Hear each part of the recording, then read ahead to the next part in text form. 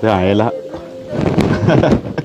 അതിൻ്റെ നീരിറങ്ങുന്നുണ്ട്. ഇതാണ് ഇങ്ങനെ തുള്ളി, അത് വെളിച്ചെണ്ണയ്ക്കകത്ത് ജസ്റ്റ് ഗ്രില്ല് ചെയ്ത മീനാണ്. അപ്പോൾ അത് ഇപ്പോഴും ജ്യൂസിയാണ്. ആ പിടിക്കുമ്പോൾ തന്നെ അറിയാം അത് കറക്റ്റ് ജ്യൂസി ആയിട്ടുള്ള മീനാണിത്.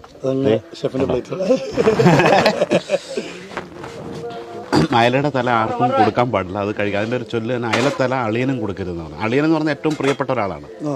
അപ്പോൾ അളിയൻ ചോദിച്ചാൽ പോലും തല കൊടുക്കാൻ പാടില്ല.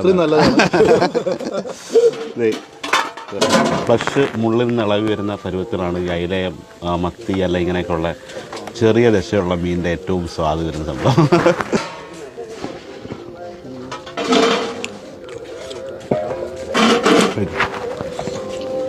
ഷെഫ് അങ്ങനെ അളിയന് കൊടുക്കാത്ത തല എനിക്ക് തന്നിരിക്കുകയാണ്. നിങ്ങൾ നമ്മുടെ അളിയനാണ്. ഈ പ്രഭാത ഭക്ഷണത്തിന് ഇത്രമാത്രം മത്സ്യം കഴിക്കുന്ന വേറൊരു ജില്ലയും ഞങ്ങൾക്ക്.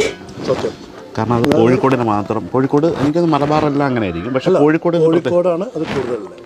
പിന്നെ ഭക്ഷണം ബ്രേക്ക്ഫാസ്റ്റ് പുറത്തുനിന്ന് കഴിക്കുന്ന കൾച്ചർ വേറെ എവിടെയും കേരളത്തിൽ അങ്ങനെ കണ്ടിട്ടില്ല.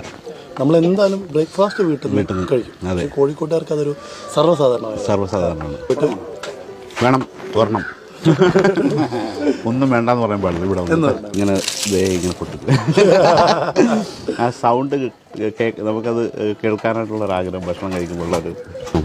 കറുത്ത ആവൂലി, അതും കോഴിക്കോട്. ഇതിന്റെ വാൽഭാഗത്തിന് എന്തെങ്കിലും കഥയുണ്ടോ? ഇതിന് സന്തോഷം.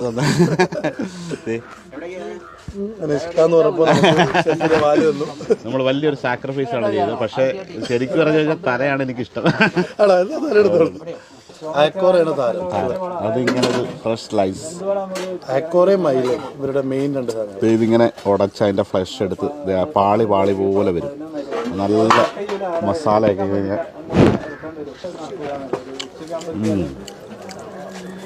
ഈ മസാലയും നല്ല ടേസ്റ്റ്.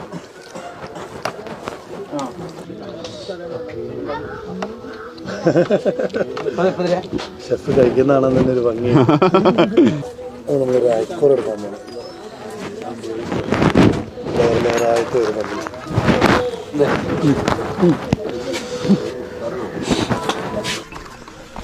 ഭയങ്കര ഭക്ഷണം കഴിച്ചിട്ട് സന്തോഷമായിട്ട് ചിരിച്ചു വരിക എന്ന് പറഞ്ഞാൽ അതിലും